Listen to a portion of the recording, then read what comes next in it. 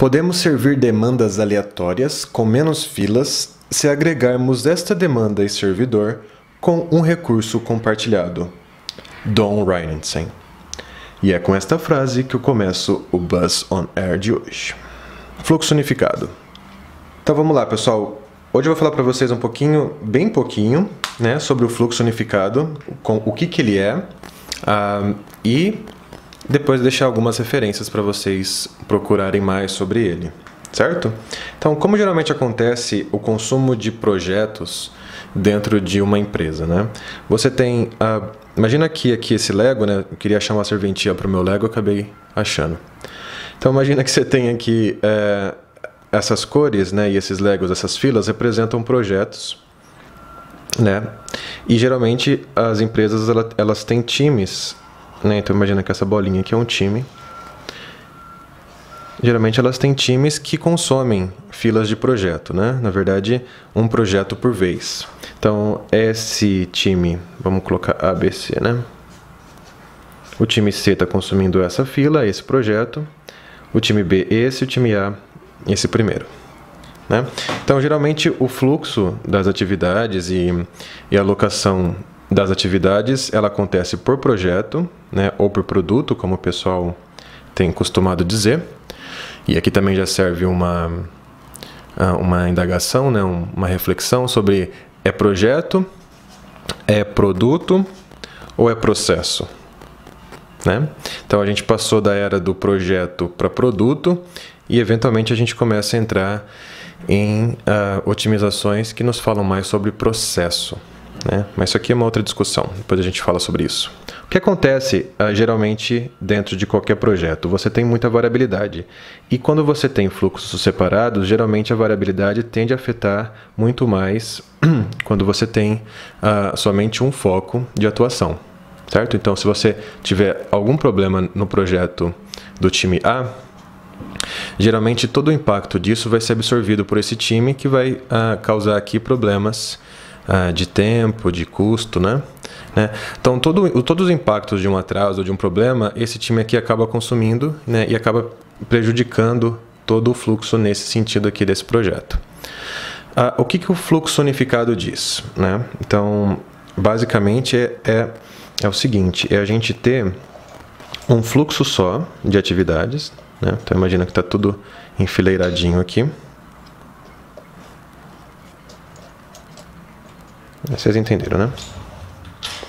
Então eu tenho todos os produtos, né, com as suas respectivas demandas enfileiradas aqui. E ao invés de ter vários times do outro lado, eu tenho um grande time, né? Então imagina que agora o A aqui não é mais um time, mas é uma pessoa, né?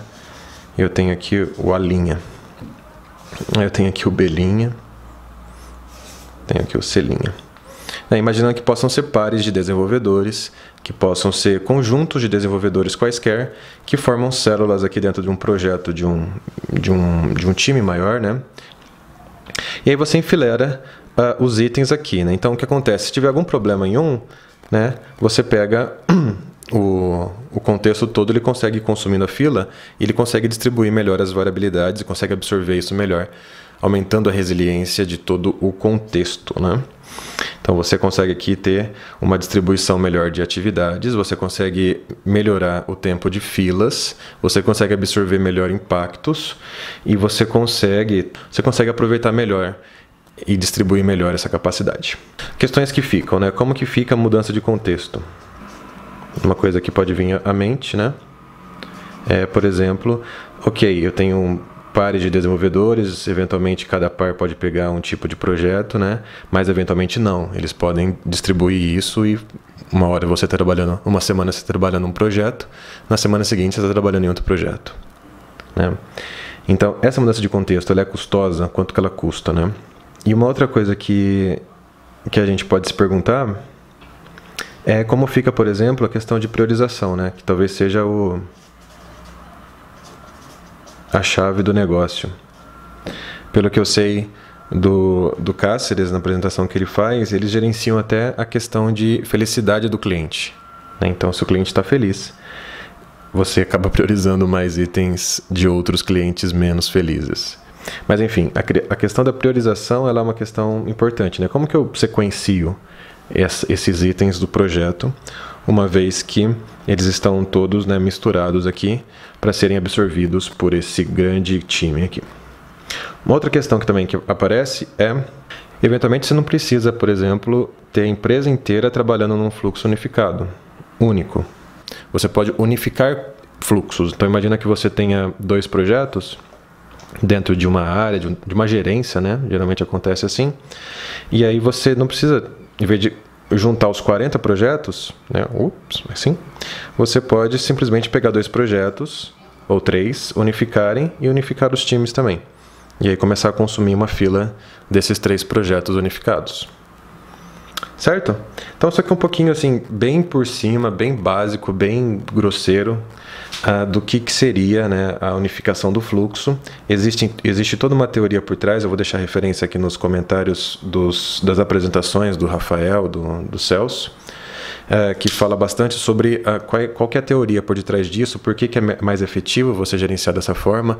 Você tem aqui diminuição do custo de coordenação, né? Então imagina que você tenha 3 times, você tem aqui 3 estruturas de gestão, 3 estruturas de coordenação, eventualmente, 3 estruturas de reporte.